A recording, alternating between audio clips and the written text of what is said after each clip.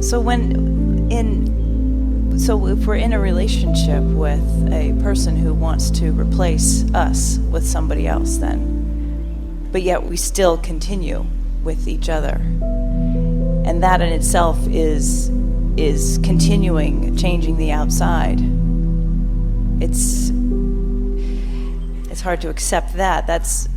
Well, that in itself is in all of that experience, there's enough contrast there that we are certain strong desires are coming forth from you. In other words, you may be saying, let's start in another place. We like to say to you that there's really usually not one route that is that much better than the other. Pick one and line up with it. So in a situation like you are just describing, you may very well feel rockets of desire shooting out of you where you are wanting to free yourself of this relationship and begin a relationship with someone who wants you to be their top priority. That's one decision that you could make that then we would encourage you to line up with. Or you could be making a decision that you're wanting to understand that you are multi-dimensional and that while you have much to give, that you have never wanted to be the everything and end all to anyone, and you may decide that you want to make the best of the relationship that you have while you feel free to move about and interact with others. In other words, there's no right or wrong in that in the strict sense of the word, but it is important that you find something that's a vibrational match to you. People talk about the monogamy, and they talk about people who want to have many sexual partners or much interaction with many other people, and they want us to say that one way is right and another way is wrong, and we say, really, you get to choose every bit of that. But if you are not true to what you really want, in other words, let's say that through your life experience you have come to this desire where what you really want is a relationship with one other, you want to be central to their experience and you want them to be central to your experience, that's just what you want, that's what the contrast of your life has brought you to wanting, you get to want that. And then you must become a vibrational match to that, and then that's what the universe will bring to you. The universe will then bring to you someone who's a vibrational match to this singular signal that you're emitting. But you know what happens with so many people? That's what they want. Through trial and error, they've discovered that that's really what they want, but they keep beating the drum of what they've been getting. They remember the troubles of their parents' relationship, or they remember the troubles of their relationship. And so there are a lot of people that while they want one thing, they're offering a vibration about another thing, so they've got this split signal going on, and now law of attraction cannot match the pure signal because it isn't pure, and that's why people end up in situations that is different than what they want.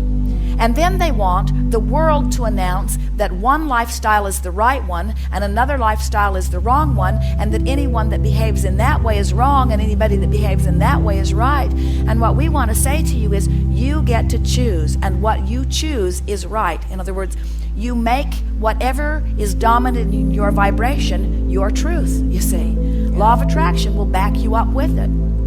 We can feel that even in this leading edge gathering that is here in this room today, that these are upsetting words to many people. The marriage vows themselves have come from a lack-based perspective.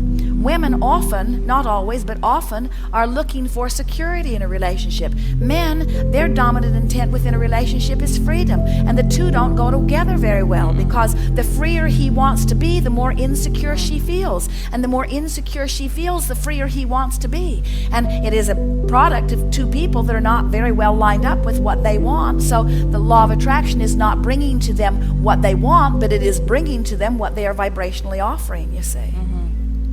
We think it is such a lovely thing to become so self-sufficient that you are not dependent upon any other.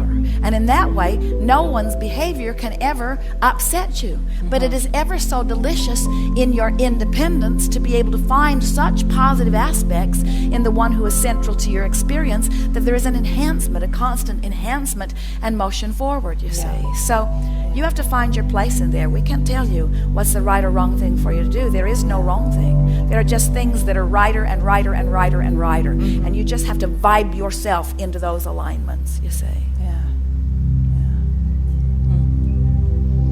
Good enough? I believe so. I believe so. I'm thinking back to the tug of war of one of the women who came up in her own being and experiencing that in an energy with with my husband and I, two people pulling on each other so much so that Well, it's because most couples do that because most of you want so much to feel good and count on one another so much to be a primary reason that you are feeling good. But then you hold one another to unnatural standards. And so the best of intentions and the best relationships often turn to feelings of entrapment and feelings of bondage, really. Right, because conditions to have someone say, my happiness depends on your behavior, makes them either have to toe the line and do what you need them to do or makes them want to run away, you see. Yeah. And so when you discover the